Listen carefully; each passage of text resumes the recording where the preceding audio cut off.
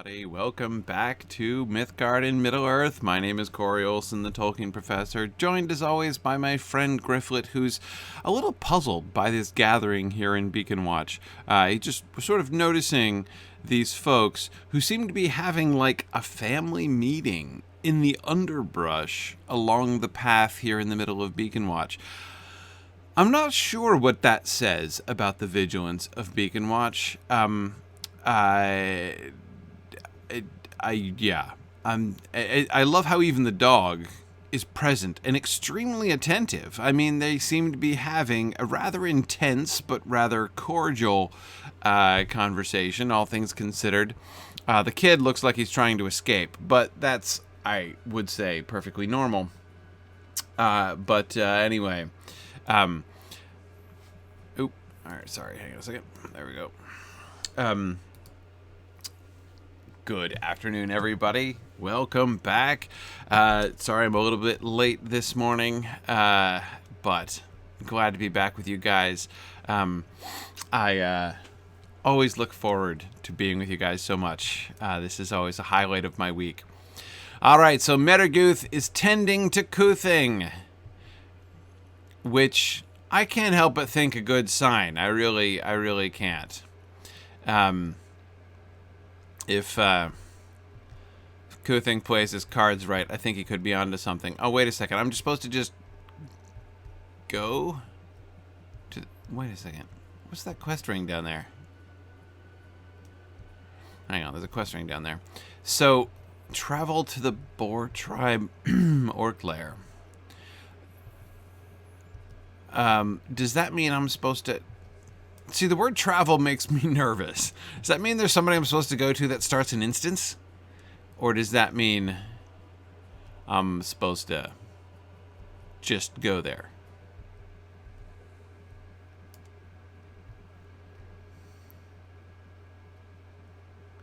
Phil is suggesting that perhaps no, Cútha's still peering out the window. Alright, Cútha, you do your thing. You do your thing. If Phil's wondering if the lady is the Fern Monitor. It kind of looks like that, doesn't it? Alright, I'm just gonna check on these quest rings down here to make sure. Okay. Alright, just go there? Alright, fine, I can go there. Hang on. What's going on down here, guys? Oh. Unswith has something. Hi. Distinguished looking lady. Oh, look at this. Oh, you're Cútha's wife. Okay. Hey, old friend. May I have a moment of your time? I do not see my husband as much as I would like because he's got his face glued to the window. But I understand how important this duty is to him. You know, they built a perfectly good watchtower from which one has an excellent view of the beacon. He could try posting someone there occasionally. If they watched the beacon with even half the vigilance they're giving to the ferns, you know, his job would be really much easier. It's quite breathtaking, though. If you have not seen the Halifirian, I recommend you to go to the top of the tower. She knows about the tower. Okay, right. She should share that information with her husband. So you have met my husband, Cútha. I know that he can be quite a bit unpleasant on times, but you should understand that he's doing what he feels is right. Sometimes he needs a gentle reminder to enjoy the little things in life. One of his favorite things to do is skip stones along the Mering stream. What a charming pastime. Would you collect some stones that would be suitable for skipping? Really? Skipping stones for the Thane Tay. Look, everybody needs to unwind, right? Like a time for a little me time for Cútha, right? And if that's skipping stones, that's skipping stones. Okay, that's fine. There's a waterfall in Everhold, southwest of Beaconwatch, that always has the best stones. Okay, you don't wish to leave this area, but you don't mind sending me... Hey, all right. Alright, the little things. I'm trying not to take that personally, that she chose me for that quest, but that's okay. Alright, so... Glad I checked on that quest ring. Obviously, I have the tower, and I know where that is, because I've already obviously looked at the Halaphirian first thing, because who wouldn't? But no worries. This is the Boar clan. Where's the waterfall place? Oh, over there. Wow. Okay, that's in the middle of nowhere. No worries. All right, I'll go around this way for the sake of it, just to make sure I don't miss any quest rings down over here. All right.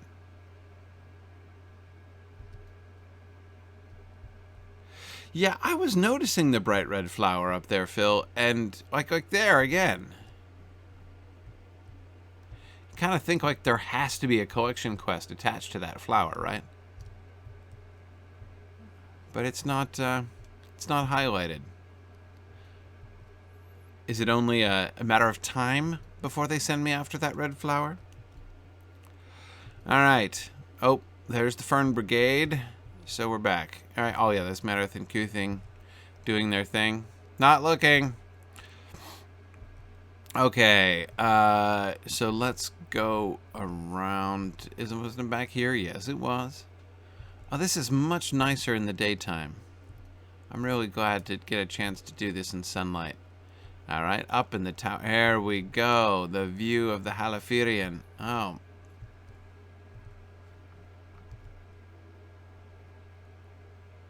Okay, that's just a sort of layering illusion, right? It's not an actually terraced waterfall. Like, you know, the men of Gondor didn't come here and carve a stepped waterfall there. I think probably not. So that's the Halaphirian, huh? Whoa, didn't see that in the darkness. There's a Pukul dude on the other side of this river. Look at that. Right next to the path up to the Halaphirian. Okay. Now we're getting to it. Because, of course, one has to ask about the Halaphirian, right? The Halaphirian means, like, the holy forest, basically. And so, like, what's particularly holy about this forest? But that Pukul person gives us a little hint, right? That the idea, the concept of the holiness of the place is sort of traditional, right? You could associated probably with Dunharrow. That is the same kind of ancient tradition of holiness and separation, if you see what I mean, that Dunharrow has, or had, at least, from ancient days, which the Rohirrim perceive well enough to acknowledge, even if they don't fully understand it. Okay. I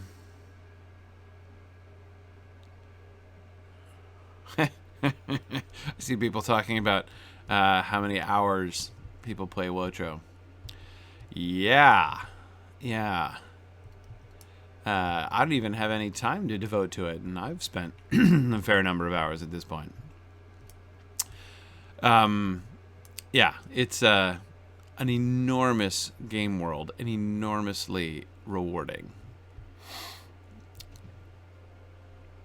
Okay.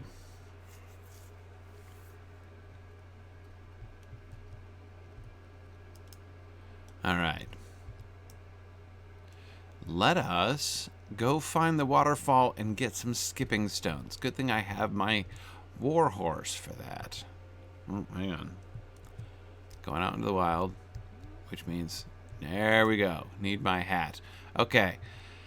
So I'm going, around that way. So, all right, get back to the road.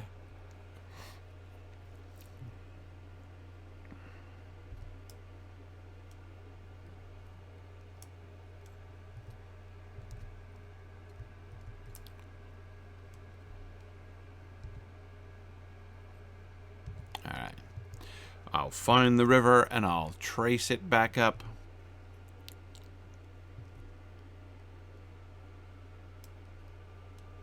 And then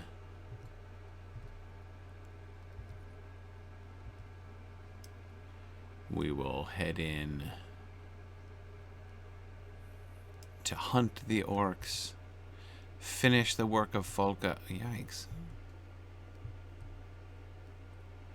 Alright, we've got boars. Shouldn't there, oh, there's the river. Hey, and here's a waterfall. Excellent.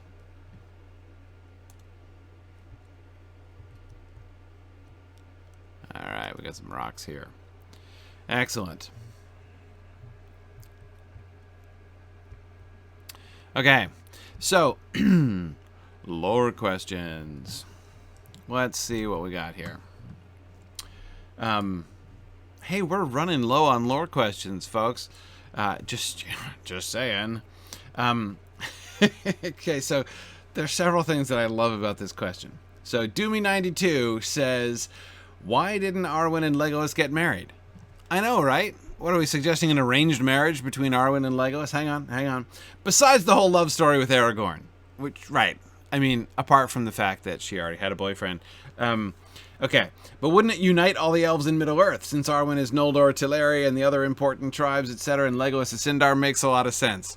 So, again, I love the arranged marriage thing. You know, like, let's seal this up, people.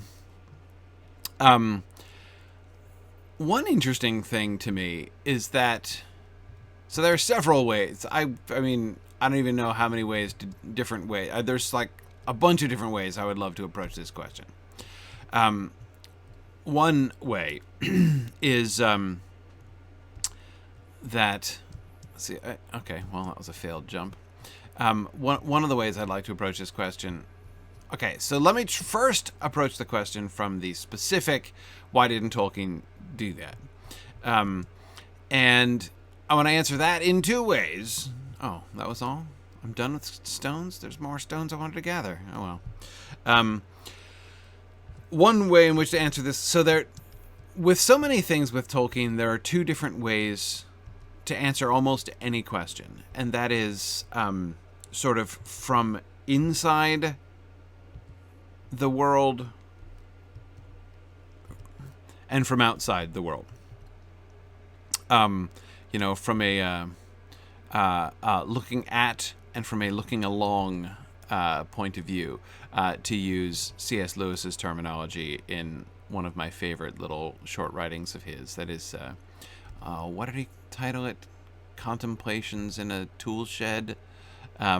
Anyway, he talks about the difference between looking at something from the outside and kind of looking at something from within its own framework, essentially. So let me answer first from the outside viewpoint. That is, from the viewpoint of, from inside the frame of Middle-earth. Why don't Arwen and Legolas get married? Apart from the fact that, again, she's apparently not into him and has a boyfriend. But again, ignoring that, as the questioner was suggesting that we do, from the outside, again, so from the outside perspective, which means thinking about Tolkien's process and how the story emerged in Tolkien's mind, primarily.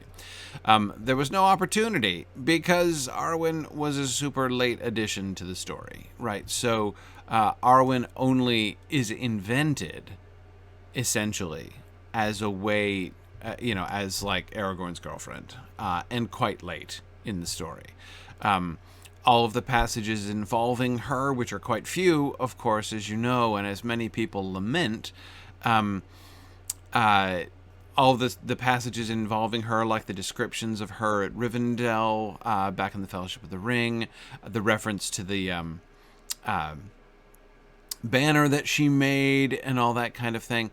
Those are all very, very late additions to the text. So, of course, from a looking at perspective, there's no opportunity for that. And her whole, sort of purpose, as it were, as a character, as a fictional character,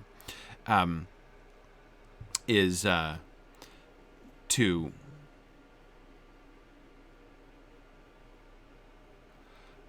be Aragorn's girlfriend. Hang on a second. I'm pausing for a moment because it's saying didn't I already discover this place? I totally did, didn't I? Didn't I already explore this place? Am I having a moment? I probably am. I'm probably confusing this for the other Orc cave. Did I just...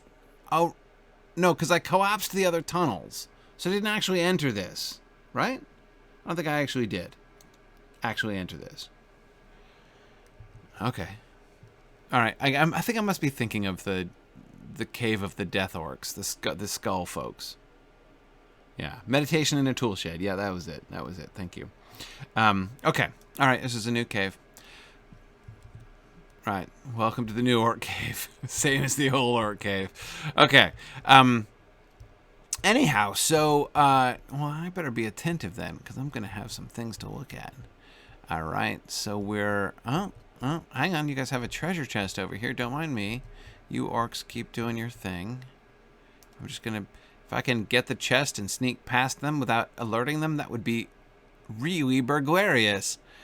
Okay. Resolute Ring of Tactics, huh? Really? Okay. All right. There we go. Okay. Don't mind me. Ow! Burglarious fail. Alright, fine. We'll do this the hard way, guys. I was gonna let you live. But I see I'm not going to have that luxury.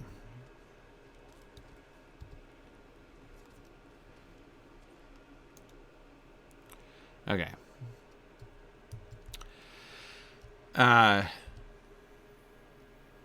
Anyway, all right. So what I was saying about Arwen and Legolas. So now let's go on to the inside, like the looking along view, and the thinking within the framework of Middle-earth. And that I want to approach from two different angles. One, there is the specific angle of who is Arwen and what's she doing? What's her goal? What's her purpose? I don't just mean, again, here, I'm not talking about her purpose in Tolkien's mind. Board totems. Okay, destroy board totems. Oh, man. You're standing right in front of this one, huh?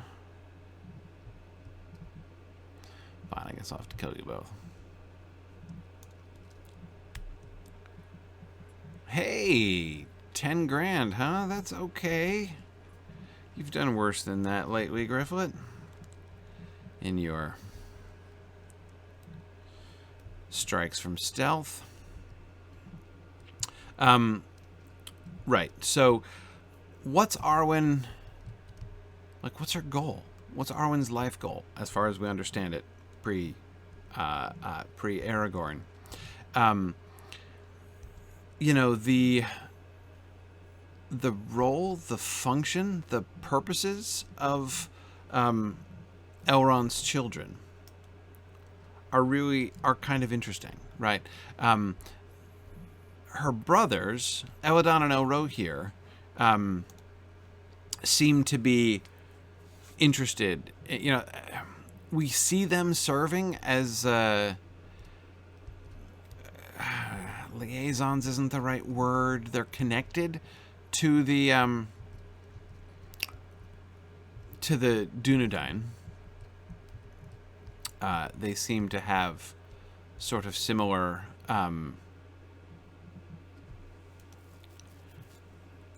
goals. They're engaged, you know, with the outside world.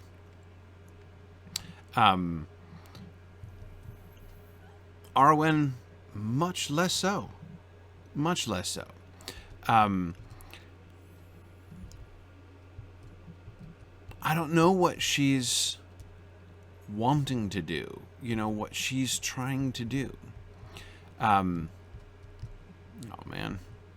Detected again. So embarrassing when that happens. And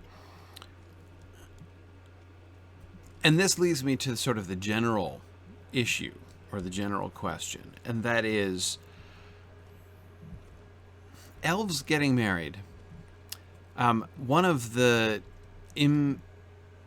assumptions, right, kind of underlying the question, is that this kind of political marriage is a good idea, right, or like an obvious sort of thing to do. There is zero evidence that elves are at all interested in political unions. Political unions is a totally human thing. In fact, 100% of what we know about elvish marriage is that it is absolutely never along those kinds of lines. Elves marry for life, which means a lot when you live as long as the elves do. They are not... there is not a single example of an elf marrying for political expediency. So that's really the biggest problem with the suggestion is sort of the assumption underlying it, which is a perfectly sensible suggestion from a human perspective. And it's something very much that humans do. But what it suggests... So elves do not live forever because the earth will not last forever. The elves live as long as Arda will continue. So that's quite a long time. It's not infinite, but it's quite a long time. So they will live hundreds of thousands, millions of years. Oh, that backpack is really tempting, isn't it? It is really tempting. Well, I've got to kill some anyway. Well, no. Wait, hang on a second. I'm not here to not indulge myself. Okay. This is kind of an interesting post for the archer, though. Okay, so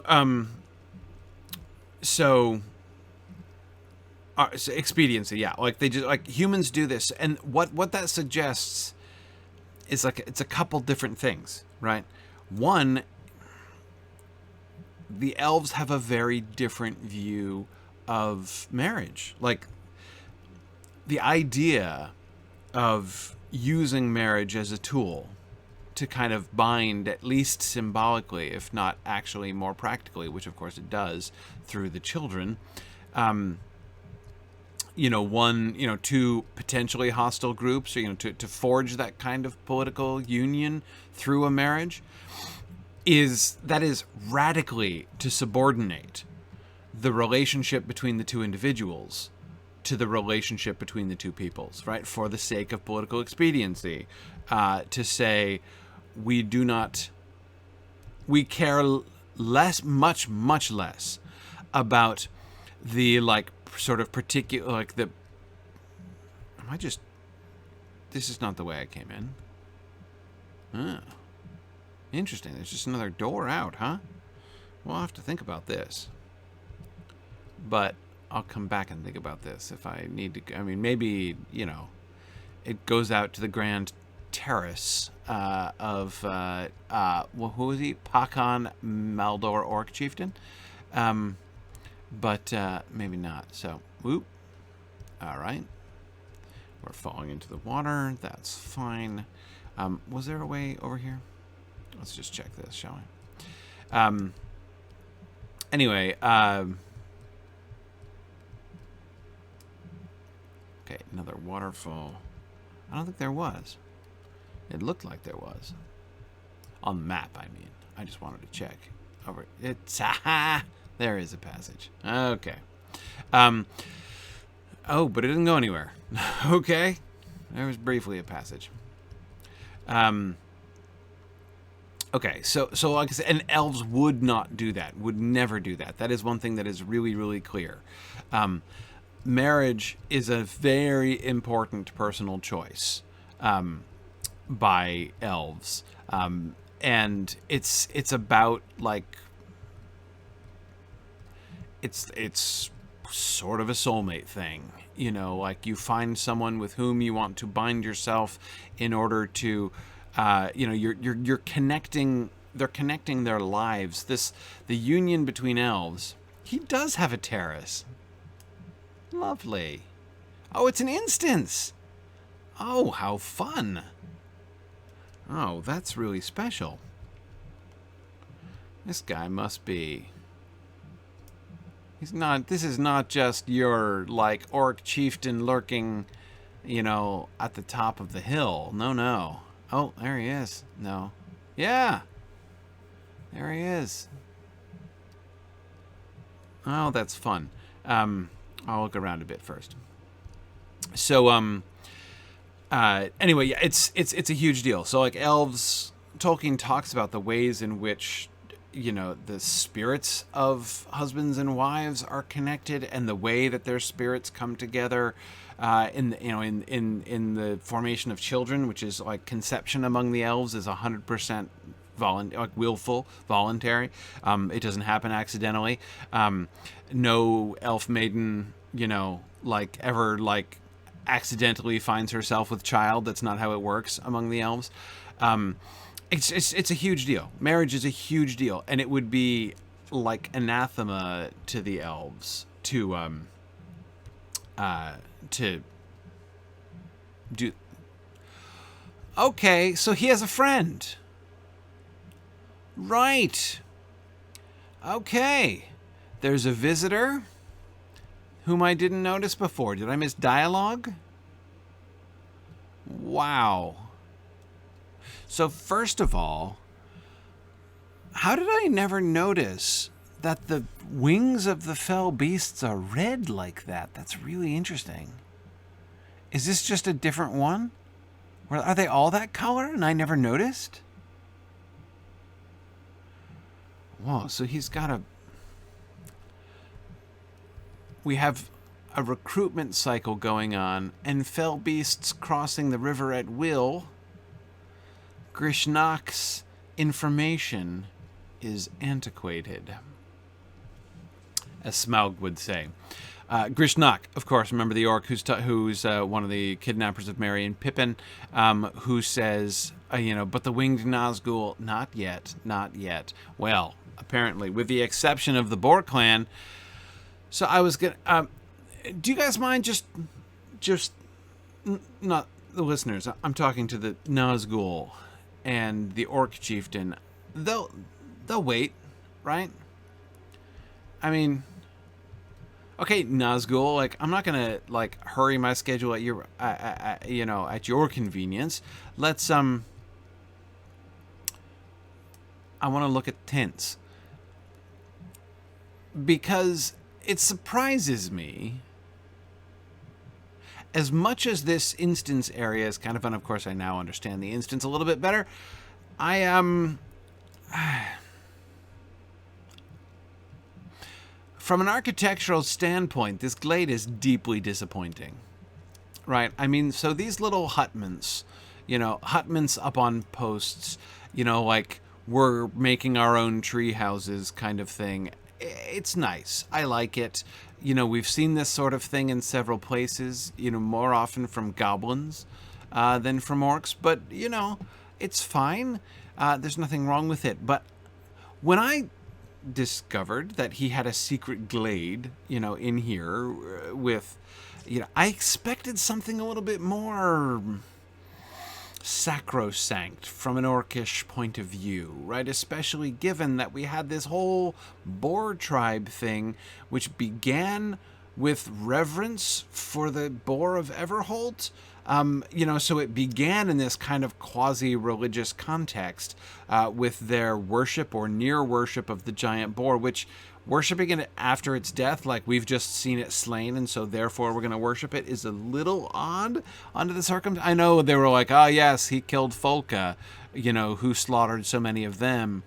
So I guess that's fine, but still slightly weird. But anyway, and we've seen all those totems, right? All those boar totems around, and so I was expecting... Look, there's not even a single totem in here. We've just got a few random huts. I expected this to be like the Everholt Holy of Holies, you know what I mean? Up here. And they have a charming little pond with a waterfall. I mean, this is really nice, and I would have thought this would be like the inner sanctum of like orc boar worship, and really disappointing. I mean, we've got like a pair of tusks put on the like roof beam of that tent, and so far that's like the extent of it. I mean, yeah. Really disappointing, orcs. However, they seem to have a 2-story hutment over here. Like somebody's got like a bunk bed deal going on up there. So kudos for that, but it doesn't make up for it. All right. Okay, so Nazgûl, you've been very patient. I'll come over and address you now. Fell Rider Nazgûl. Yeah, but which one is it? Is it the Gloom of Nirn? I want to know. Sauron grows impatient with you, Orc. Our plan is in motion. The people of Eastfold fear us. They wouldn't say our plan is in motion. Fear is not enough. They need to be defeated. Oh, man. You just turned up the gas there, right? We will not fail, Sauron. Would he use his name? I don't know.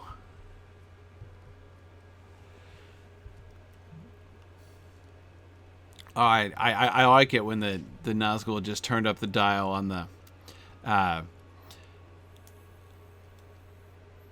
the intimidation. Oh, I was hoping for some monologue there.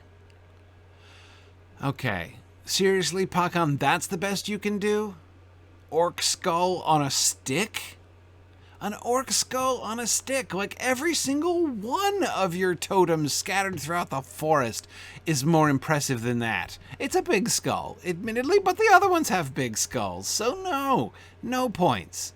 No points. I kind of like the little skull basket, that's hanging down here on the side, right? I mean, that's sort of fun. It's not that this totem is horrible on principle, but still, it's just this whole glade. You had so much scope for decoration and, disappointing. I'm not... Okay, I was about to say something untrue, Pakhan, which is I was about to say I'm not trying to judge you, but I am. I totally am. It's actually true. So, I'm sorry. You can do better. Do better, Pakhan. Do better. Oh, your eyes are like glowing red, though. That's pretty good. That's something. All right, I've secured the symbol of vengeance that has driven the Boar tribe orcs hangs from a crudely put together totem. I know, right? You should take the skull and bring it to Cútha. The symbol of vengeance. This is the symbol of vengeance. Is that the skull of the Boar of Everholt himself? And they broke his tusk? Plus, didn't he have spare tusks? I seem to remember he was full of tusks. It is, the Boar of Everholt's skull. The orcs were worshipping it. Okay, so that we are supposed to believe that right there this is the like epicenter of their entire worship. The skull on a stick. That's horrible. That's just horrible. Yeah. Okay. I'll give them a couple points for symbolism. And by symbolism, I primarily mean we've got the crossbeam there, right? And the crossbeam has the skulls in bags, basically. Kind of skulls on strings, but really kind of skulls in bags, right? Boar skulls on the one hand, human skulls on the other hand. And it's like the scales are tipping, the beam is level, but, you know, the ropes are longer there, so it's like the boars, it's like symbolically, like, you know, it's like boars 3, humans 2, right? I mean, it's I'm not saying it's actually a scorecard, but, you know, that the, like, power of the boars is greater than the power of the humans, and even, you'll notice there's, like, it's uneven on either side, like the cross beam also extends out further on that side. So the way in which like the totem is two-sided with the humans on the one side and the boars on the other side, and the humans are lesser in every way and the boars are greater in every way. So, you know, some like symbolic thought has gone into this on behalf of the orcs, but you know, seriously, in all of this time since the Boar of Everholt, that's really... Oh. Seriously? I got turf to the bottom again? Alright, I gotta go in and kill those front 2 guys again. So I didn't quite finish. It's always... It's refreshing when Gryfflet is sufficiently burglarious to get through a whole orc lair without succeeding in completing... Like, if I've got to go out of my way to complete the, you know, the Slayer quest... that always makes me feel like I'm doing my job. You know, burglariously speaking. That job. Okay. That's fine. Good. Thanks, guys. Oh, and you have a backpack. Cool. So a little bit of loot. Never hurt anybody. Oh, some herbs. Some parchments. Yeah, we're going to appreciate those. Thanks very much. Alright, yeah, I did defeat a bunch of them, didn't I? Okay. But but I only defeated the minimum number. Okay. Let us actually warhorse from here. What title did I get? Oh, Hero of Westfold. This is just a rep title, right? Is it just a rep title? Or did I get that when I got that when I defeated the dude? Okay. Fine.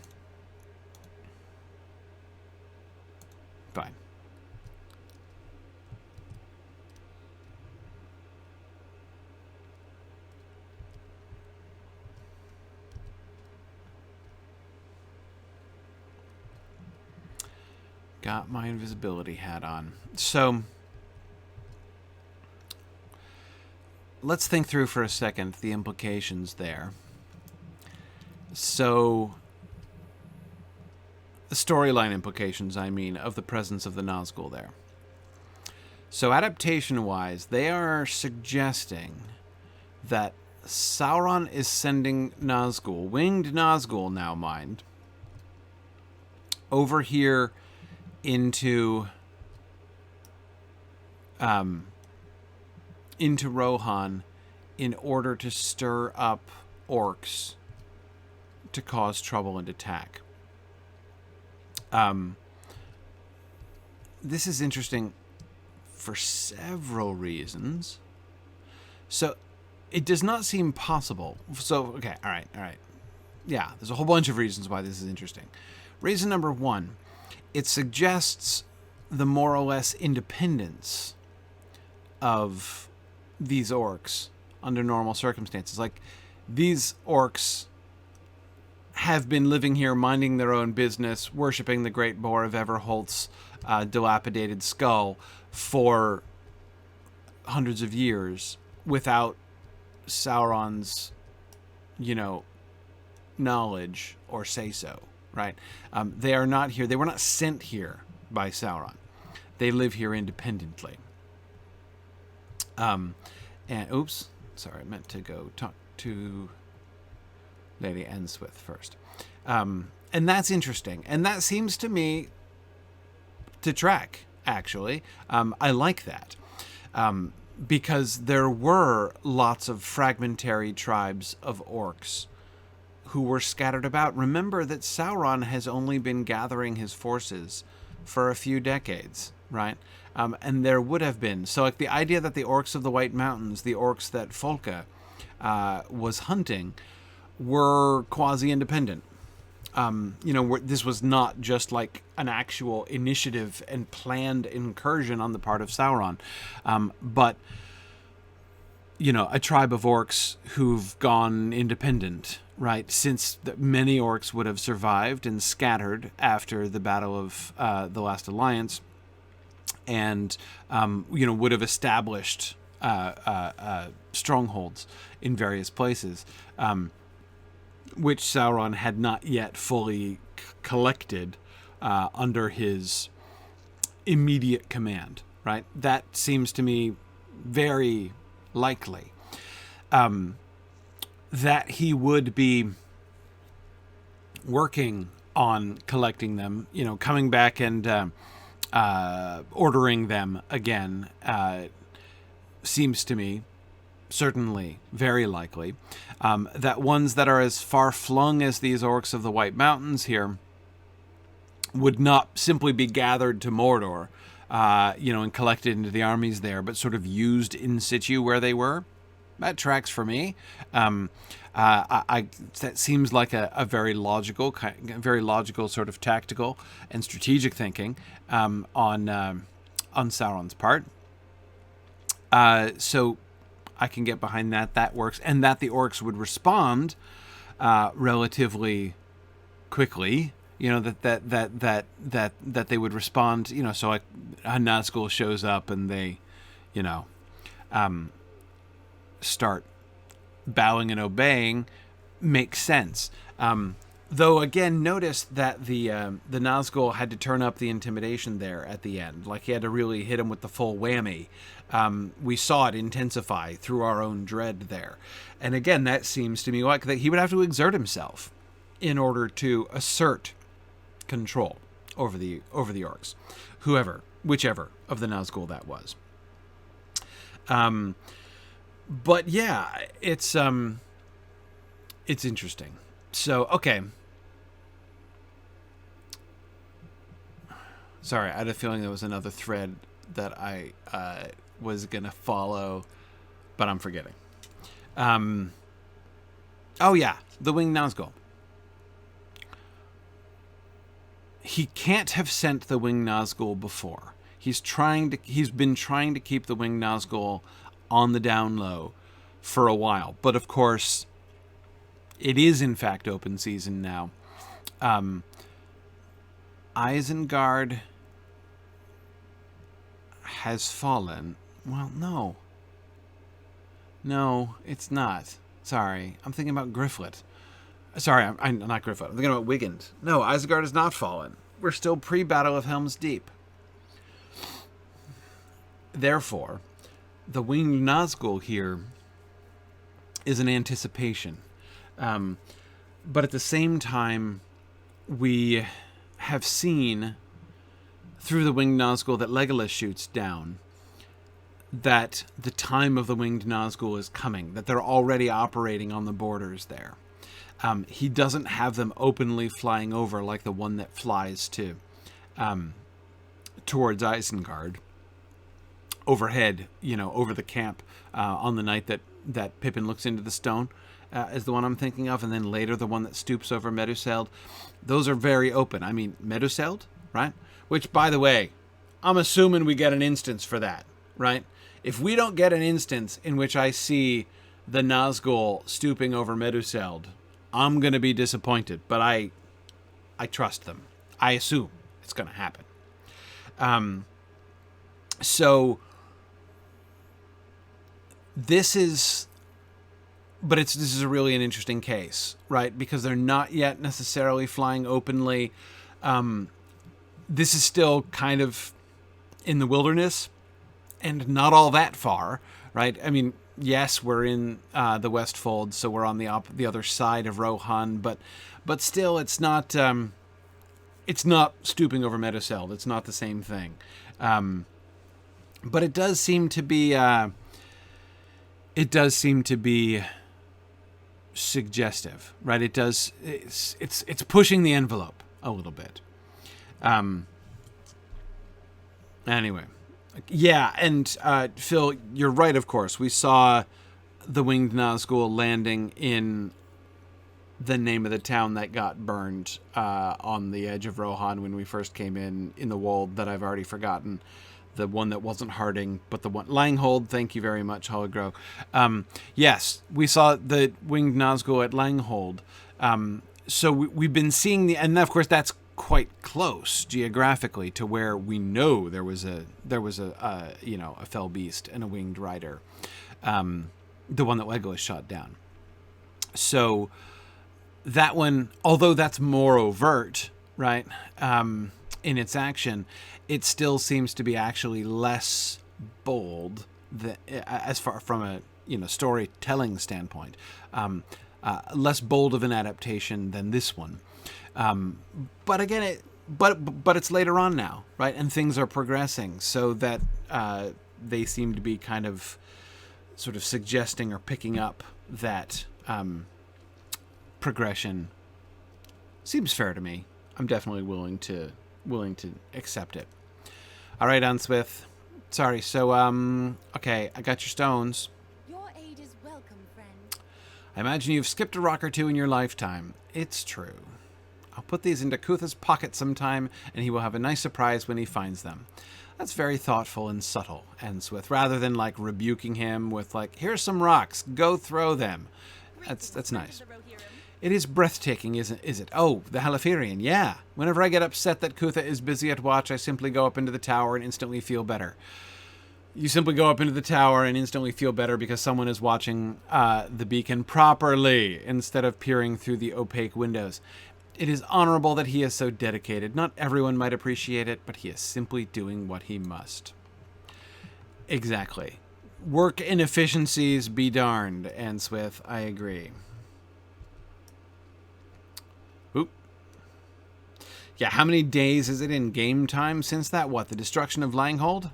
I don't know, like 15 minutes or something, right? Like, I don't, again, I love the way with the Epic Quest, they do such a good and thoughtful job in the game of tracking the main plot line, the main quest lines. And even, I think, giving a sense of, not a perfect sense, but some sense. Oh, it's not Cútha, it's Cúthing, right? Because Cútha's too busy, but the sun cares. They give some sense of the acceleration of time, as the momentum of events picks up.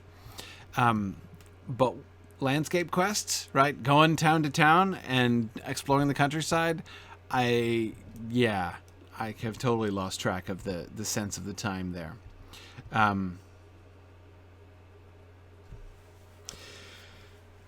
Yeah, Edith, I'm gonna overlook the fact that Morderith wrote a fell beast way back in Volume 1.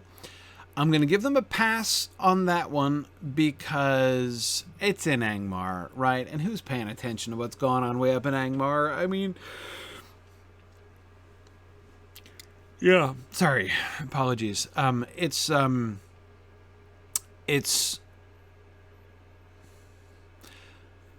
very remote, right? So, whereas this is right here in the theater of action, leading up to the Battle of Pelennor Field.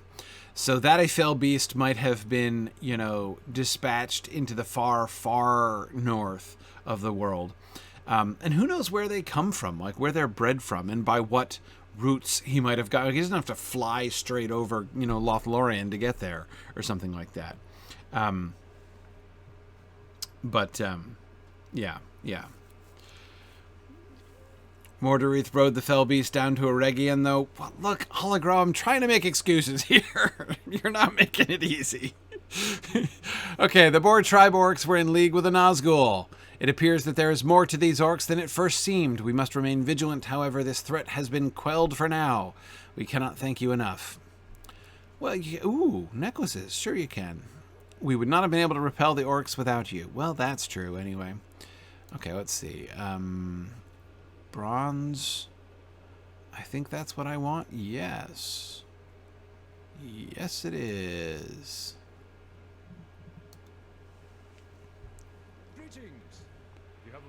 With no small thanks to Meregyth's care, I am on the road to recovery. She's been caring for you. My father wanted me to send you in to see him, but Meregyth has something to tell you as well. Yeah, sure, I'll talk to her first.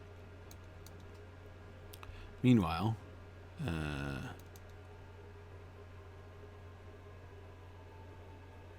we go. Let's equip that necklace. All right, Meregyth. Welcome, my friend. I wanted to hate you for delivering my father's sorrowful tidings, but my father should have told me himself long ago. Yeah, I know, right? I should ask your pardon for the way I behaved. You did not deserve that treatment. It is queer how things come to pass sometimes. If I had not come here, I would not have met Cúthing. He has taken my mind from the sorrow I was feeling. Thank you for all that you have done, Gryfflet. You should speak with Thane Cútha now. It would not be best to keep him waiting. Can I just say, you two, Meregyth and Cúthing, that the future of Beaconwatch seems to be in better hands than the present, though I have a high respect for Enswith. She seems to be... It's good to see that someone has got some sense around here.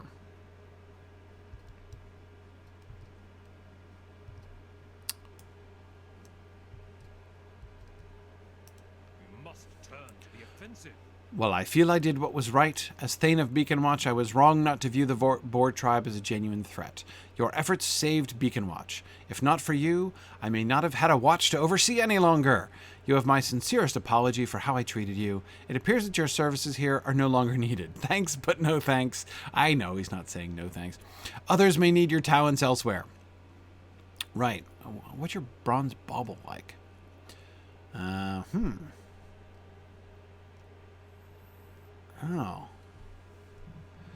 Anything that gives a max morale boost? I don't want a might-based one. Copper bauble? Agility and vitality. Yeah,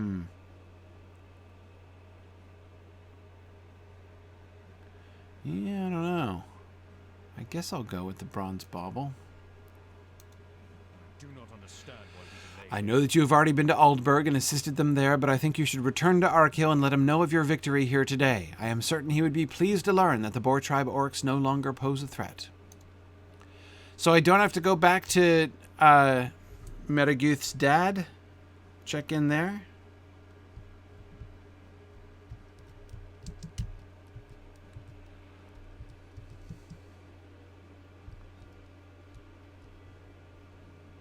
Oh, really? I'm like fresh out of quests in the Westfold?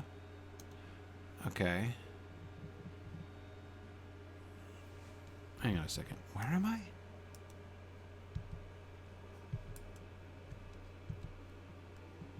Why is my right click not working? Anyway. Where are we? We're in Rovanian. We are in...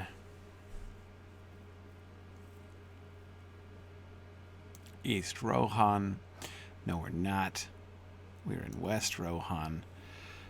Eastfold. Right, that's where I am currently. Edoras. So we've done Kingstead. We're pretty much done with Eastfold now, I think. We're going to go to Broadacres, Stone Deans, Westfold. So Westfold is last, really. Before we head down to Helm's Deep, presumably. Okay.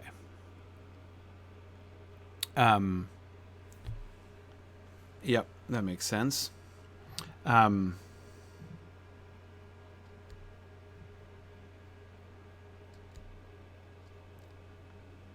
And yeah, we totally finished Fenmarch. Interesting. Yeah, we got nothing. Because, right, Westfold, we're a ways from that. Trollshaws. Complete the Riddle Game quest arc. How did I not do that? I think that was, yeah, that was back in the days before Gryfflet was being a completionist. Okay, there's our vector quest to the Stone Deans. Slightly lower level than the one to the Westfold. And wasn't it the Broadacres is where I thought we were going next, right? Yep, 91. Makes sense. Kingstead. We still have to finish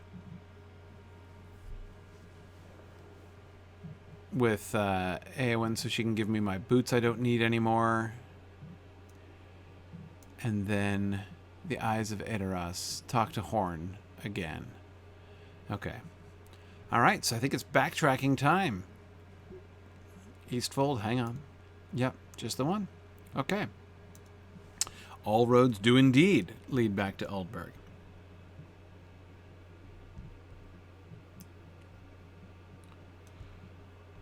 All right. So, of course, I presume that Horn will also guide me to the next area that I'm supposed to go to. All right. Where's the stable master at? Over here, right? Okay. All right. So, Phil, I think I finished talking about Legolas and Arwen, apart from the fact that we didn't really talk about what Legolas was into. But again, yeah, like most of the external pressures to marriage just don't seem to be a thing. Like there's no, I was talking about the pressures to marriage that, say, Theodred had been ignoring. And there's none of that. Of course, like Theodred is irresponsible for not begetting an heir. But that's not true of elves. They have no need of heirs, not in the same way. So yeah, it's totally different. So is, Legolas gonna get married? Who knows? Who knows? All right, here we are back in Aldburg. I gotta talk to Arcil here. Tell him that we settled things, found the skull of the Boar of Everholt, which is cool. I mean, the totem was lame, but the historical artifact is pretty nifty. Okay, we haven't done any weeding here in Aldburg, right? We just need to gussy up the place just a touch, okay? It's really nice. I still quite like it. I love the blue. But, little fresh paint.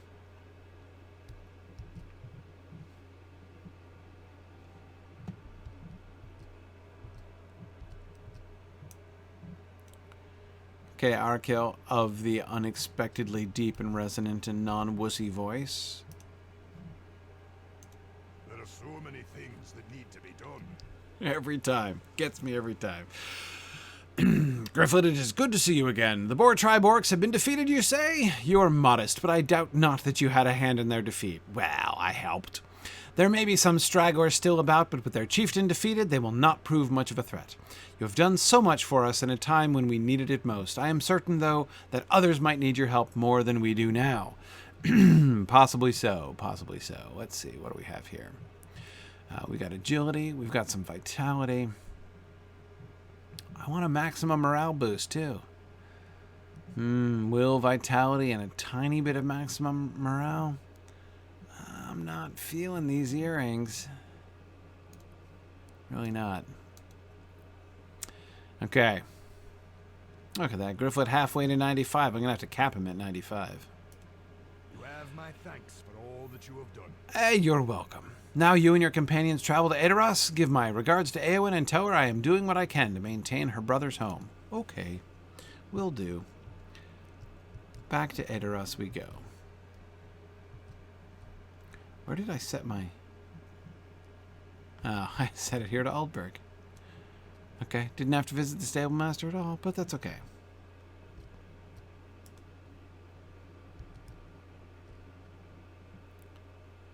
Okay.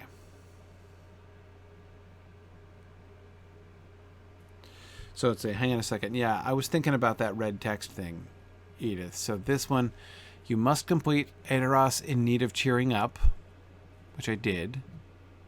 Eyes of Edoras. Okay, that's this one. I'm just about to complete that. And through the net before they can depart for Dunharrow.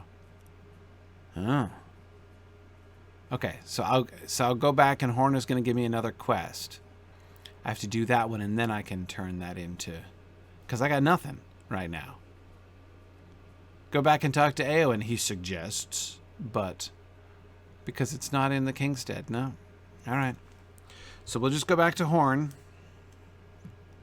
And he'll give us another quest called the Net of something or other. And when we get there... Hang on, let me actually just go back and initiate that, right? Put that one back in. Not initiate. It's already initiated. Let me just put that up on the tracker.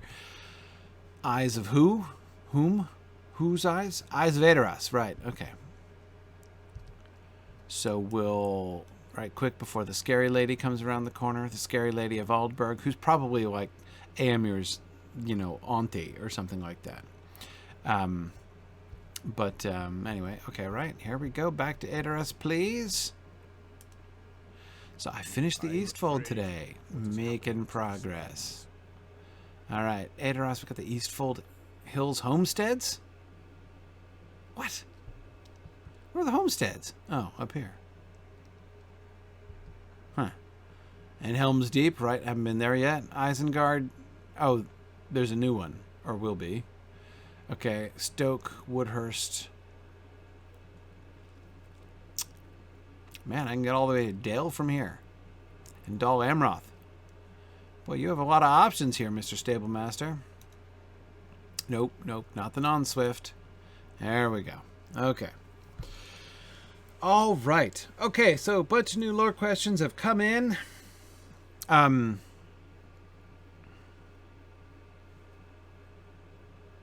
Let's see.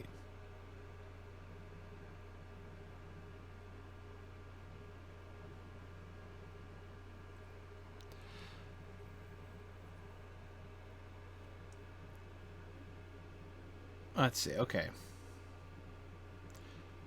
Tomas, you have a very long and interesting question. Hang on a second. I got to go talk to Horn. So let me not read your very long question, your very long and very interesting question, Tomas, and then immediately get distracted from it, because I know I will, because I got to talk to Horn. So let's see. There's where he's at. Okay. All right.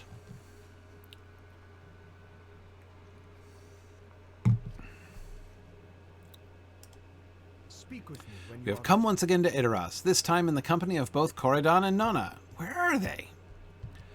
Are you ready to walk through the streets and speak once more to Éowyn? Let me know if you're prepared. Allies of Wormtongue could be anywhere, and we must remain alert. Ooh, we're going to instance it? Remain alert. Yeah. Allies of Wormtongue could be anywhere.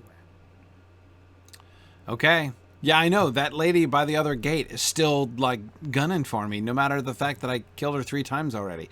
We have returned to Edoras, and should see how Éowyn fares with her duties. Yeah. Oh, we're going to get to introduce Nona and Éowyn? Awesome. We shall find Lady Éowyn and see how her efforts have progressed while we saw to the will of her brother in Aldburg. This way, everyone. So Horn is just going to lead a procession of an elf, a Dunlending, and a hobbit through town.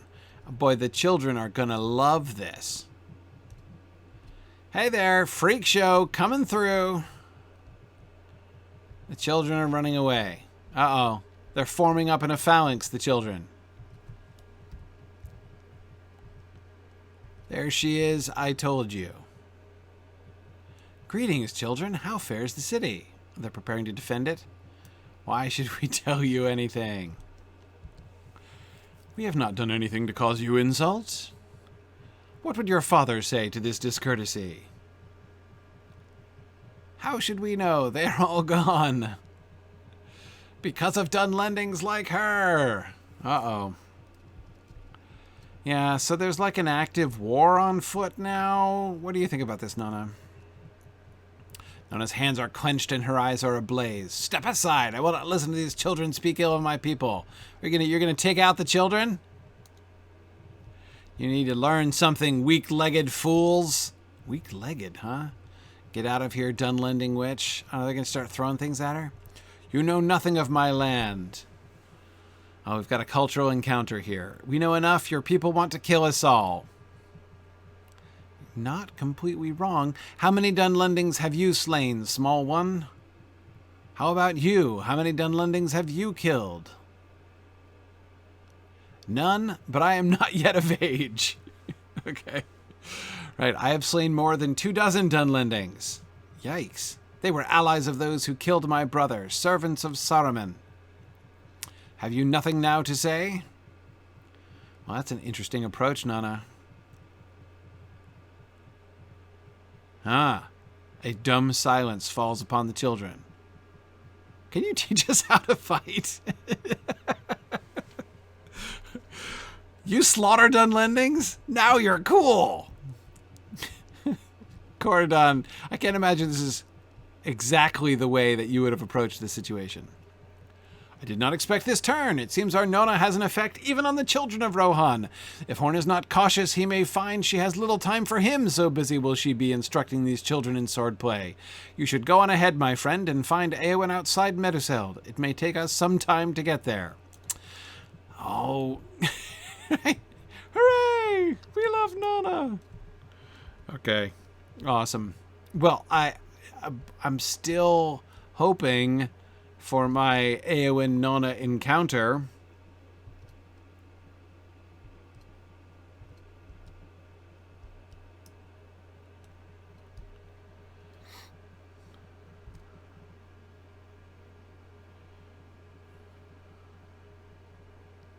Oh, it sounded like a joke. What? Yeah, a Dunlending, an elf, and a hobbit walk into a bar.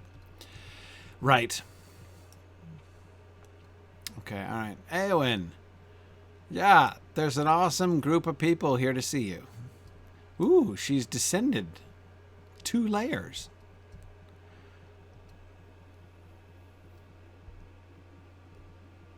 What's going on, Éowyn?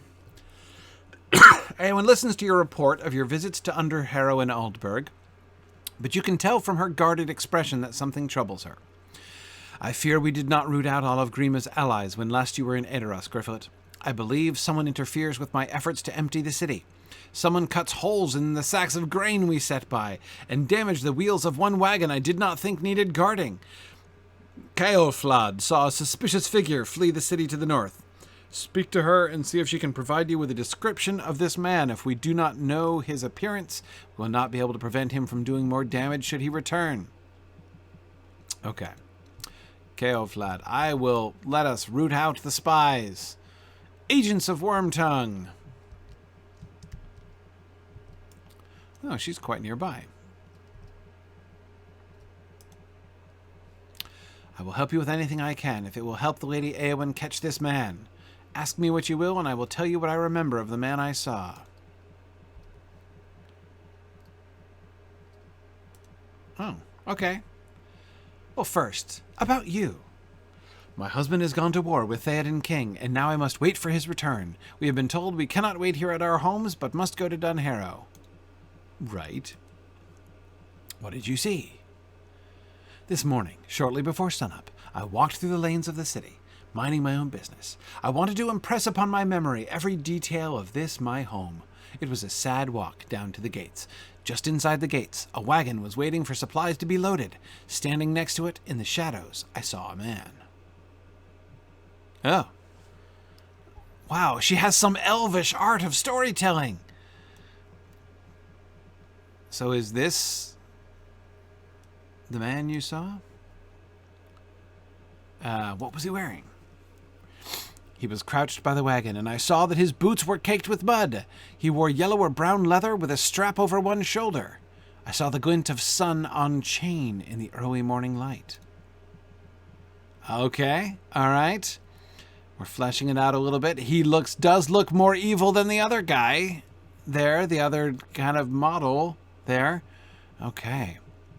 Are you certain about his dress? I'm fairly certain. Actually, now that I think of it, I believe he may have worn a red brooch around his neck. The setting was gold or very polished bronze, but the gem in the middle glowed red in the light of dawn. Okay. Yep. Easterling. Looks like an Easterling thing. Looking at your fairy and drama here. Wow, look at that. Is that a face? Is that like a cameo? Wow, really detailed filigree work on that brooch.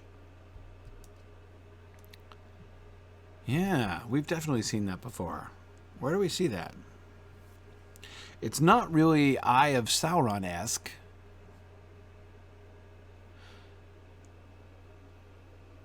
Was his hair distinctive? I cannot really remember the style in which he wore his hair, but its color was the light of dawn. Ah. Was light in the dawn. I was going to say, the light of dawn, what is pink? I am put in mind that it could have had an amber hue, but I cannot say for certain. His hair was rather shaggy, but he was crouched by the wagon and it might have fallen free from a binding with the effort he exerted. What, he was putting forth a lot of effort to crouch? Okay. All right. All right, here we go. I love the fairy and drama thing. She has this elvish power. Oh, Éowyn came with me. I didn't see that, Éowyn. Are you seeing this? This is pretty cool, right? Ceolflad has the power to project this into... Anyway, I'll keep asking. Are you certain about his hair? I will not swear to it. I can't be certain. Okay. That's it. Okay.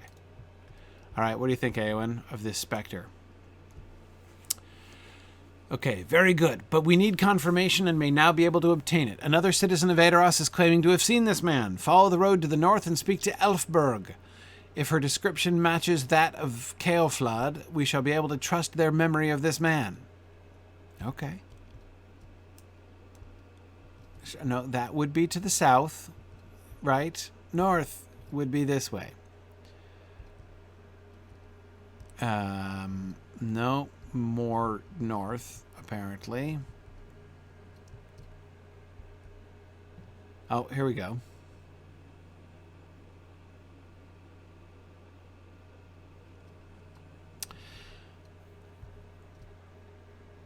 Oh, it was pointed out in Cliving, the brooch. Right. Oh, in Cliving, I remember that. What was it? The...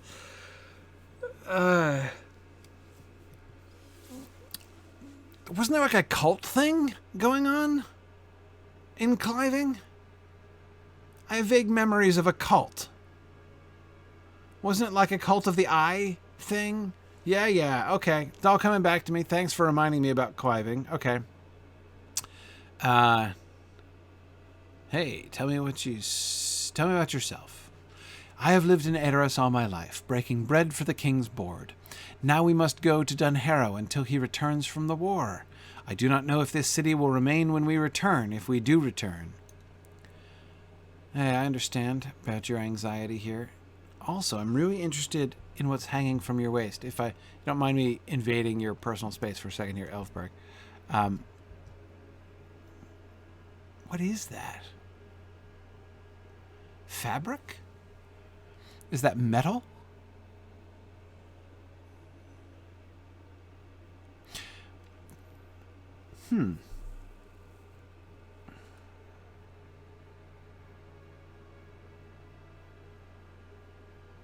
It's just sort of textured.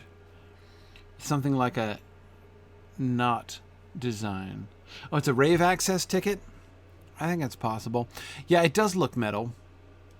Of course, it reminds me of the little talismans that the folks over in Holtvis and Blomgard have, as Narnian has been seeing all the time lately during our exploring the Lord of the Rings field trips. But interesting. Okay, anyway, sorry, Elfberg, go ahead. I wake early on most mornings, and this day I had difficulty sleeping. When I went to the storehouse to count the sacks of grain I need to bring to Dunharrow, I saw that the sacks were split and the grain spilled across the floor. I despaired at the sight, and then espied a man fleeing down the road. The villain. Oh, here is... So this, I guess, is the Rohirric concept of man, right? This is what the generic man of Rohan looks like. Before we... So, like, this is what, mannequins in Rohirric department stores would look like, apparently, except he's breathing rather heavily for a mannequin. Okay, what was he wearing? Let's do this. He ran with great haste, and I did not get a good look at him. I think he wore black leather over chainmail, but the mail was mostly covered. I caught only a few flashes of silver. It was very dark. Okay. Now he has heavy eyebrows. Are you certain about his dress? Well, perhaps not. It was very dark. I think perhaps the leather he wore was not as dark as I thought at first. Perhaps it was more brown than black. The sun was not yet up when I saw him, and it was dark in the lane. All right, a little brownish. This is awesome. I totally feel like a, like a police sketch artist. Was his hair distinctive? Long and blonde, his appearance was very much that of a man of Rohan. Okay. No beard, huh? Did he have a beard? Yes, a blonde beard. Okay. All right, there we go. Was he holding anything? An axe. Right. Okay. Little hatchet there. Okay. Do you remember anything else? There was one more thing. He wore a brooch at his neck fastened with a clasp. It put me in mind of a blood-red eye. Uh-huh. Yep. Okay. Oh, and here is Horn.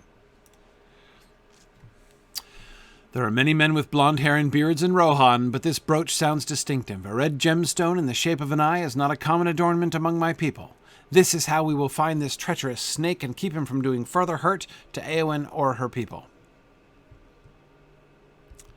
Okay. Let us go to Éowyn together and tell her what we have learned of this man.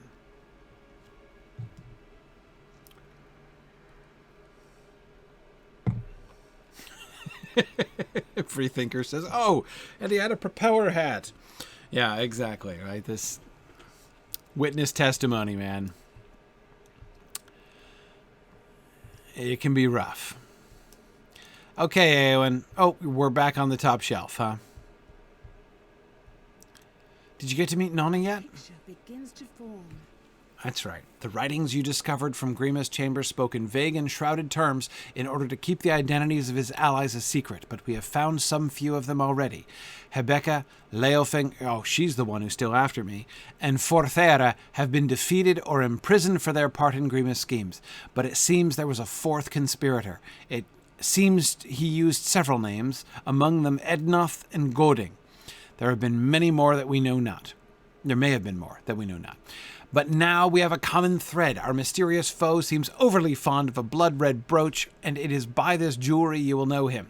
We cannot risk his return. Only by tracking this secret enemy can we ensure he does not return to cause deadlier mischief.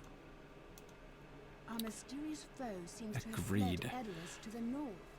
Okay, there are a few settlements in that direction, but my guess is that he is making his way for Stoke in the Broadacres. You and your companions travel with haste to Stoke, there to see if you can apprehend this ally of Grima Wormtongue before he can wreak further mischief. Reeve Frithild rules from Stoke, and she has been an inspiration to me since I was very young.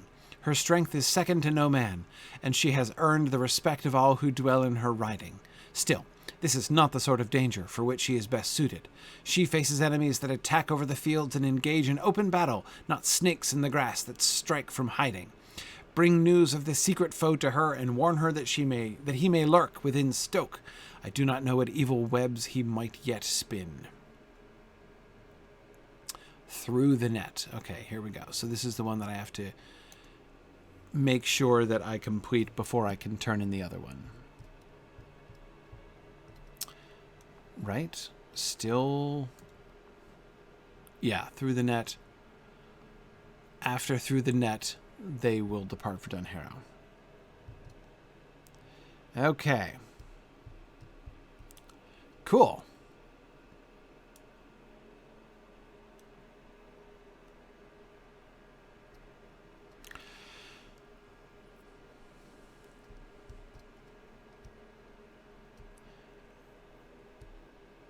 I don't have to check back in. So Nona got carried off by the children, presumably. Okay. All right. Hey, we still have a little bit of time. So I think this means I can. Boy, I'm gonna be. I'm gonna like this quest is gonna be grayed out by the time I finish it. Really strange to have a level 88 quest that spans 3 whole regions, right? I mean, good grief. Better get a lot of XP for completing that one. Okay. So Stoke in the Broadacres, I was right about who's next. Okay.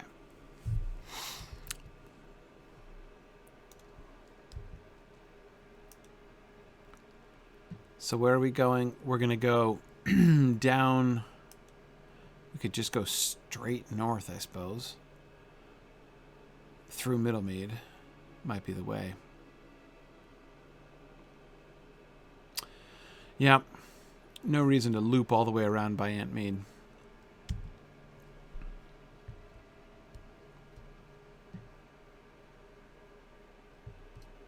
Oh, right, I could stable master to Middlemead. You're right. Why even go cross country? That's a good call. It's a good call, Holgrow. I'll do that.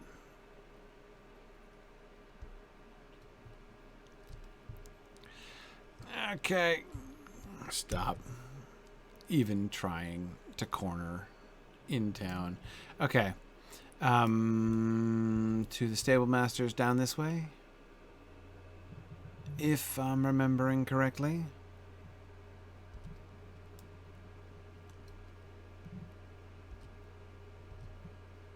Right?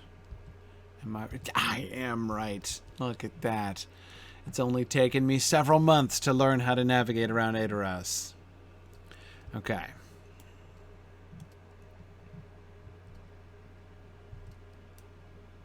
I do have to the Broadacres quest, Phil. I do.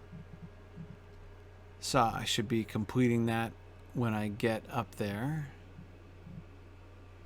Alright. I like how this stable master is actually doing stable work, unlike so many of them. Okay. Where are we going? Middlemead. Okay, there we go. Tomas, I think I'm going to have to get back to your question next time, because I'm now exploring a new town, right? So what are the odds I'm going to... long questions are best for traveling through the wilderness and killing things. Okay, so here we are back in Middlemead. Now I just need to head up to the north. Like, wait, seriously? Like, up? Isn't this the road into... Oh, dear. Somebody burned Middlemead to death. This place used to be nicer. But the stable master... Okay, wait, so the orcs burned everything except the supply depot? For reals?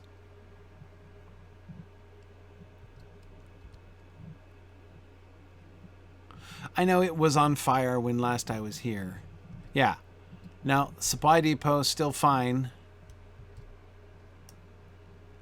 Big, huge sacks of cranberries still just sitting around. Plus pitchforks. Okay. Alright. Well, it is a pity about Middlemead. It was a nice little town. But at least, you know, I helped the people escape. Alright, let's get out of here. Let's get out of the smoking ruin of Middlemead. Again, hey, Steenbrink, how are you? Alright, we're heading up to Stoke. Why am I just like going through the woods? Isn't there a decent road? I want to go by the road. Not because I object to the forest per se, but I kind of want to see the sights. You know, I want to travel the roads. Oh, yeah. See, this is worth it. Look at this. Okay. All right, so here we are. Now entering Broadacres. Oops. Forgot to put my hat on, but that guy didn't attack me anyway, so that was nice. All right, hang on. Ooh. All right, Mead Hall on a hill. I'm almost there already. Looking at the map. Ooh, Torsbury looks like it's seen better days. If it's a smoking ruin on the map, that's not a good sign.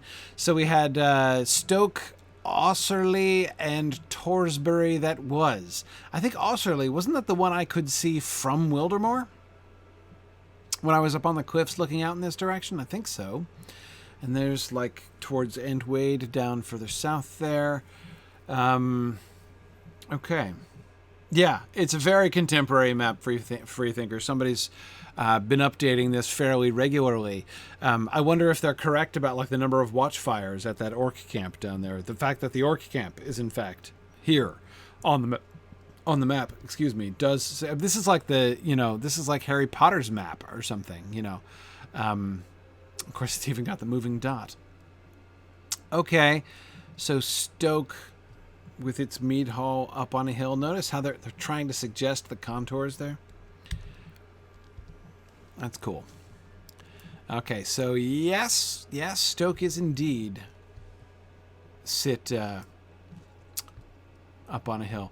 Yeah, Osserley is visible from the Entwash Vale. I know we saw it there, but I'm pretty sure I was looking at it from because I was looking out over this direction from that edge of Wildermore when I was there.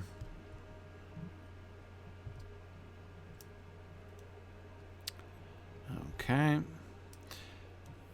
I seem to remember getting here accidentally before I got whooshed here accidentally, and I didn't want to be here yet. But now it is time to triumphantly ride into Stoke.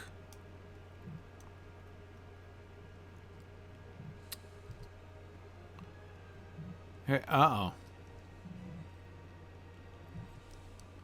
What's going on here? Any of you see a suspicious-looking character? He may have had blonde hair and beard. Oh, excuse me. Sorry, not you, blonde-haired. Oh, wait. No, excuse me. Not you, blonde-haired and bearded guy. Hey, I can turn in my vector quest. Oh, you have need of a burglar such as I, huh? Okay. I confess that I find it a joy to see strangers journeying in our lands. As you can see, Stoke is in dire need of assistance. You should speak at once with Frithhild, our reeve. No doubt she will welcome you as a friend. I hope so. She sounds awesome. Frithhild is likely in council with her captains within the Mead Hall. You should go there at once. Okay. Oh, okay, but I can't turn in my epic quest here. Okay.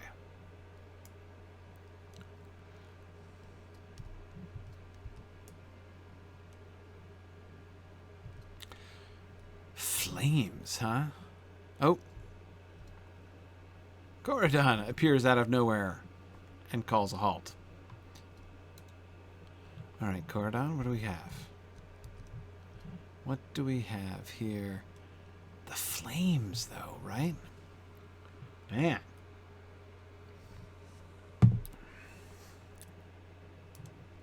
It seems that our fortunes turn for the worse. A glint of light caught my eye from afar, and my worries are now confirmed. Corridon holds up the small object that he has found in the grass, a blood-red ruby fitted into a silver brooch, shaped in the form of an eye. Our friend knew of our pursuit and discarded the only thing by which we would know him. Now he vanishes into the city, free to strike at his leisure. I will give you this brooch, but I confess this is not the outcome for which I hoped. Now we must deliver a warning only to the reeve, and not the means... a warning only to the reeve, and not the means of ending the threat. Okay, Corridon.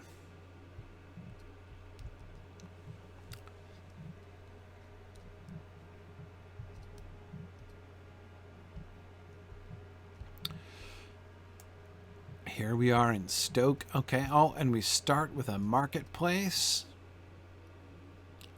Barrels of food sitting around. Very nice. Stable master. I am afraid of what is happening to these lands. Boy, you know, the noble stable masters who remain when all else run away. Okay. There seem to be a lot of banners here. Maybe it's just that I'm noticing them because they are A, white, and B, awesome. But I don't usually notice this many banners. Oh, there's an inn. Let's see the Stoke Inn. We've got a little loot concert going on over here.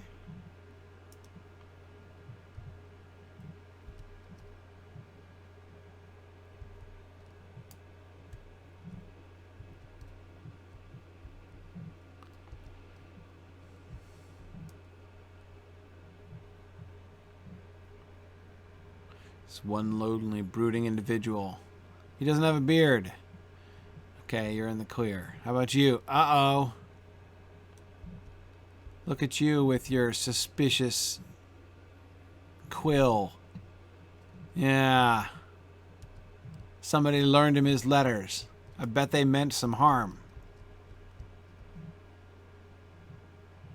What about you? How long have you been wiping that counter for, huh? How about you? Well, you don't have a beard at all. Let's see, who's upstairs? Oh. Somebody at the tables. Uh-huh. Yeah. You with the apple suspiciously dangling from your fingertips. I don't like the look of you.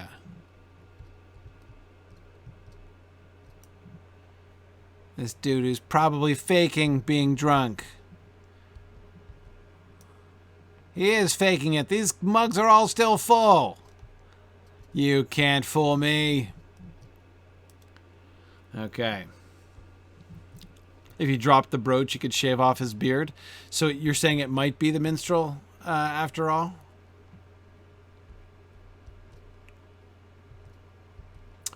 Can't rule it out, I suppose. What's this part of town? The refugee part of town? From Middlemead, maybe? They were headed to Edoras, in theory, but... So over here, in the Western Rohan, I mean, it's interesting how things are more advanced, right? We've already got, you know, towns being sacked.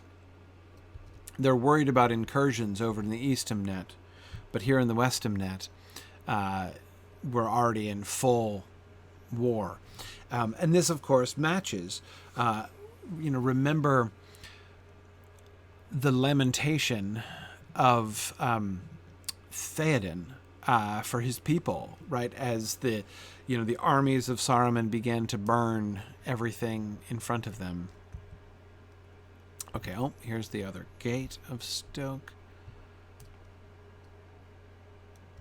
And there's another gate of Stoke.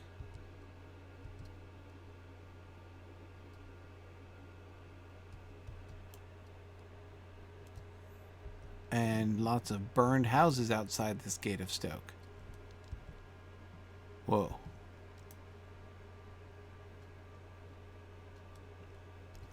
Okay. Did they notice that somebody looted that place?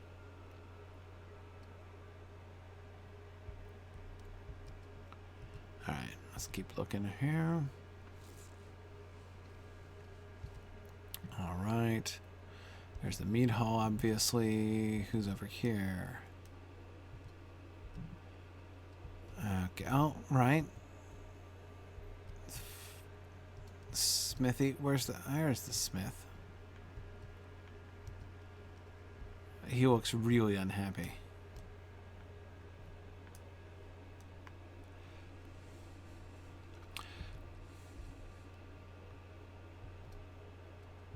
And then, who's this? Oh, with the little flames on the shield? Kind of cool. Who are you, dude? You're nobody. Apparently, you've got no floaty name. Okay. An armorer, perhaps? From the shields, like, I'm guessing. And that's right down to the gate again. Okay. And, oh, it's Frithild's house. Which I can't go into yet. Okay. So, private abode. And let's head back.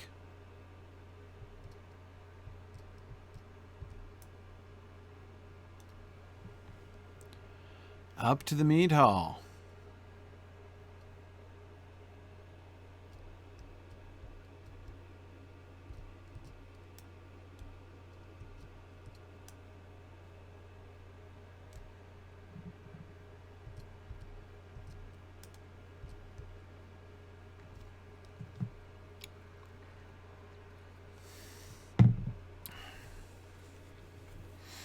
Okay. The red is really striking. This looks like a cleaner and more polished Mead Hall. So much less rustic. And it's mostly like the white and red, which really makes it pop that way. The candles up there, the higher ceiling, right? This just seems so much more grand than so many of the Mead Halls we've seen of late.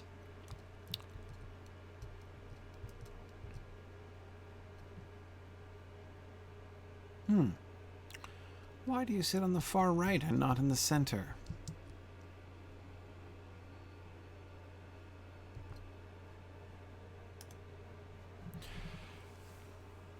Securing Stoke? There is work to be done here. You've come at an opportune time, stranger. Oh, that was the one that the guy at the gate gave me. It grieves me that I cannot yet send aid to Theoden King. I am a loyal subject, but I must consider my own people first. We have been under assault by warg riders for days. Oh no, the grazing lands west of Stoke burn. I noticed that. And our town is overcrowded with refugees and livestock. If we can break this siege, there will be nothing to stop me from going to my king's aid. Please help secure the gates of the town while I consider the best course of action. You can find wooden planks through the town, gather them and take them to the gates and repair the damaged barricades. Okay. Help you barricade the gates. Ah, I see. Edith says, the Thane is a woman. Of course it looks nicer. Do you think she's had some decorating input here?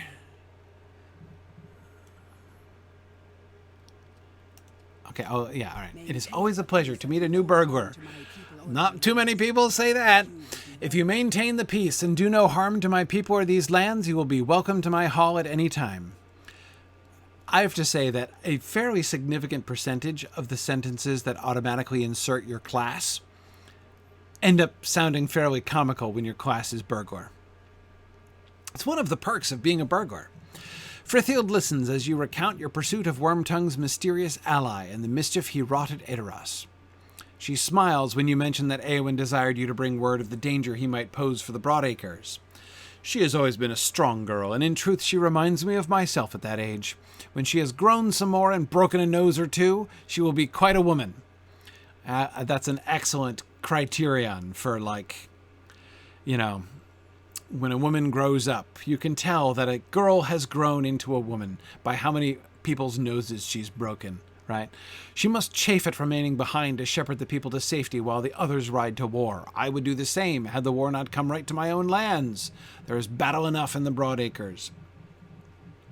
Some may have seen your secret interloper as he came to Stoke. We should speak with Wigbald, the guard at the southern gate. If anyone saw anything, it would be Wigbald. He misses little. Okay. I agree, the gate guard would be a very logical person to look for. You know what I'm not seeing any of? Shield maidens. I mean, apart from the Thane herself.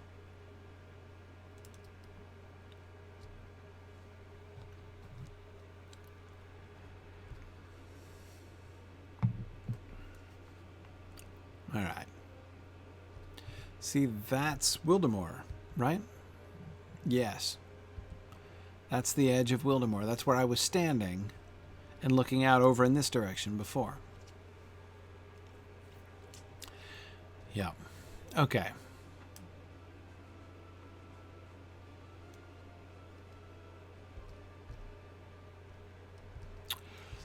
Okay, right there are the gates I came through. Glad I explored and learned my way around. Oh, wait. Where are the planks? Let me pick up planks first.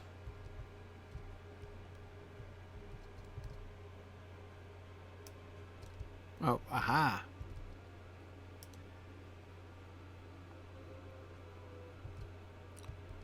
Well, I am going to need a whole bunch of planks to barricade 3 or 4 gates.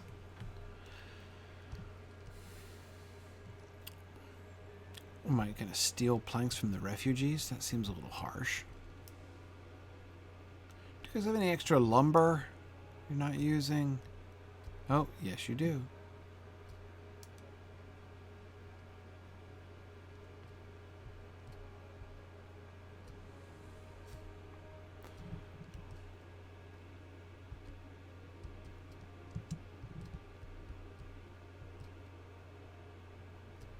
Oh, there we go. Okay. And, man, 3 more planks. Okay. We'll keep looking. We will keep looking. Yeah, the supernatural carrying ability, I just love it. I mean, that such a small hobbit should be able to carry such a large quantity of lumber in my pockets.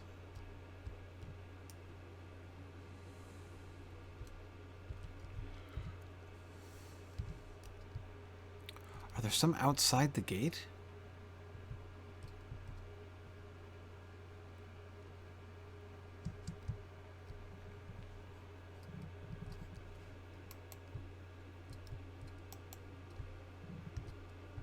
Oh, hang on. Wood planks over there? No, those are the ones I got already.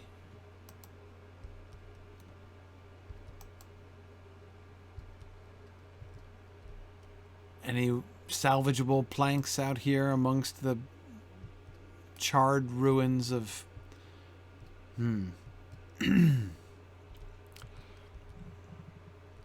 You know, barricading this gate is not going to do all that very much good if there are gaping holes in the wall all the way around, which there seem to be. However, oh, they seem to have already erected an invisible barrier there. That was thoughtful. Now it's not only fortified, it's also a decoy. Cunning. Cunning. Okay. So, wait, where else am I supposed to find lumber? Oh, wait, hang on. I see some. Up on the hill.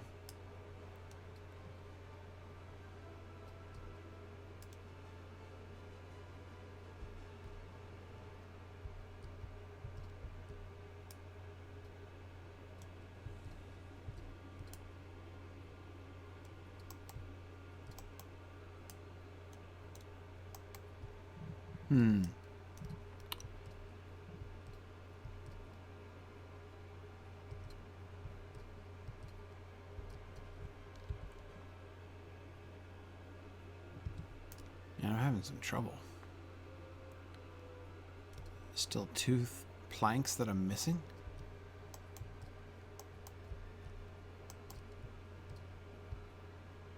Are there planks around behind the oven? Any lumber back here? Just flowers?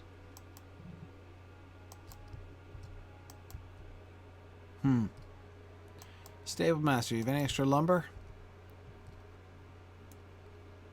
Oh man, I've been all over this little town. There's the first set of planks I found. Oh, hiding behind the carrots. Yikes, they didn't make this whole plank location quest easy, did they? Better look over here behind the rutabagas. No? Who would hide lumber behind the rutabagas? Okay. Oh, all right, hang on. We're going to leave no leaf unturned here.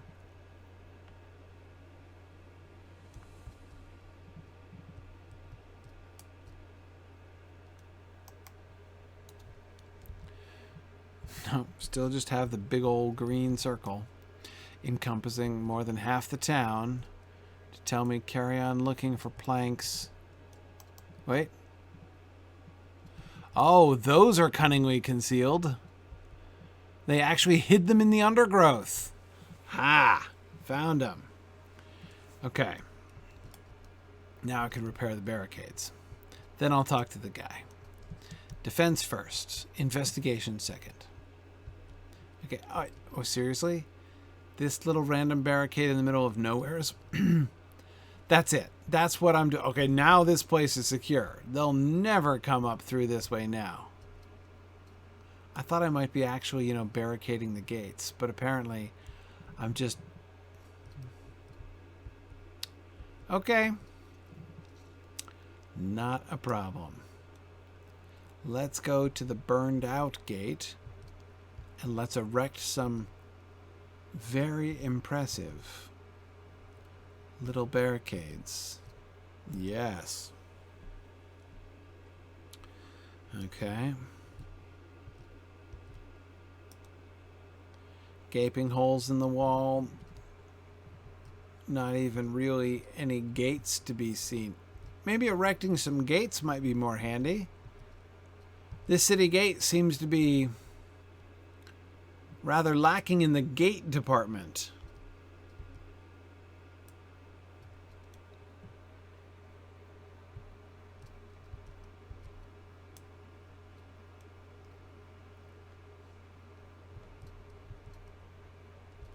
All right, and so talk to Wigbald. Great, so this is perfect. Okay, Wigbald, hang on a second. I'm just going to fix your barricades. 1 and 2.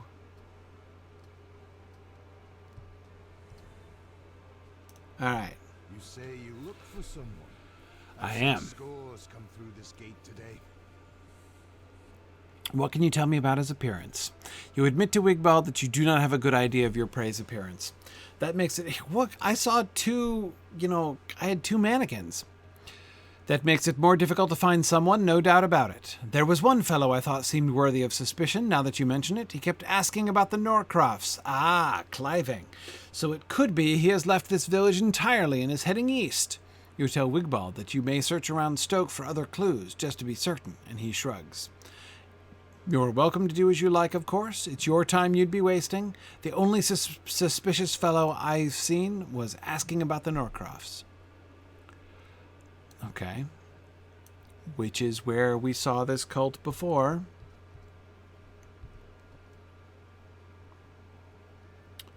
Okay. Yeah.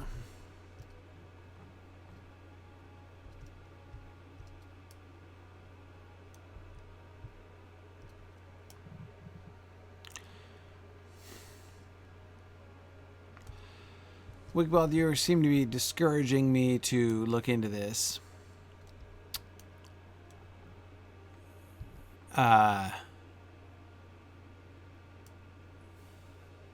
Your armor is suspiciously brown, and your beard suspiciously bald. I mean, blonde, not bald.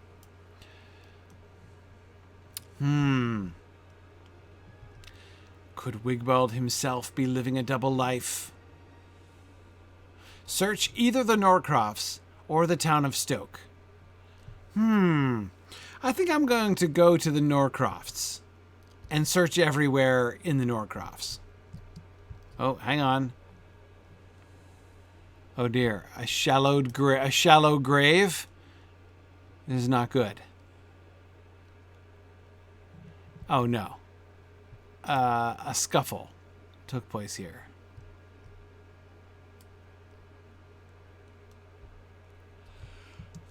Signs of a scuffle.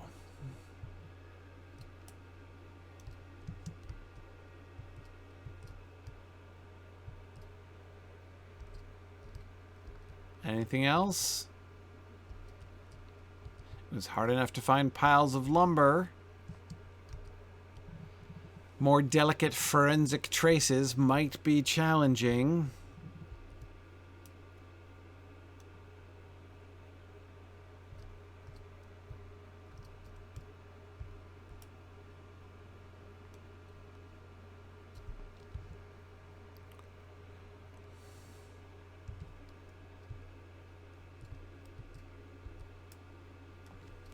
But I guess we'll do what we can.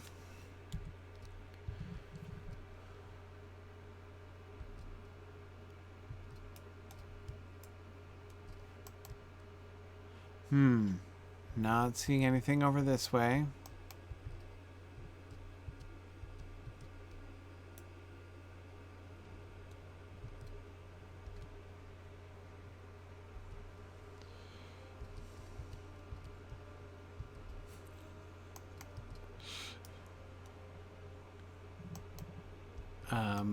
Nothing this way. The burned out suburb of Stoke over here looks less creepy in the daylight. It's hard when I don't have any idea what I'm looking for.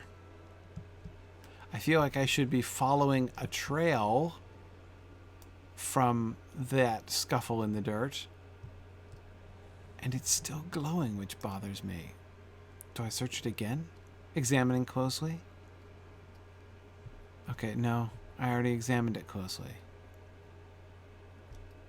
I feel like it's leading me somewhere. But where? Hey there, dude. Have you seen any suspicious clues? I'm looking for clues. Vaguely.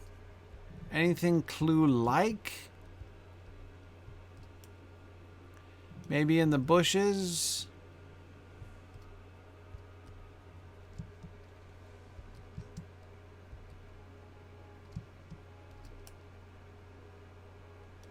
Maybe from a higher vantage point, I could look out over the town and spot clues from a distance. Well, if the quest map is accurate and oh, it's getting late all of a sudden.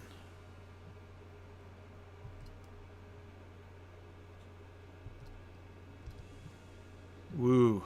Yeah, I should head out. I'm gonna be in trouble. Gonna be in trouble. And I have no idea. All right. Gryfflet is going to make a fresh sweep for clues next time. No point in pawing my way through the undergrowth here on the outskirts of Stoke, not even knowing what I'm looking for. Maybe I should be headed to the Norcrofts after all. All right, we will leave it here. Gryfflet will resume his forensic investigation of Stoke next time. Thanks, everybody, for joining me today. And I will see you guys next week. Bye now. Thanks for joining in on my rambles around Standing Stone's brilliant digital adaptation of Tolkien's world. If you enjoy these adventures, please consider supporting this and other entertaining educational programming by donating at signumuniversity.org/fund.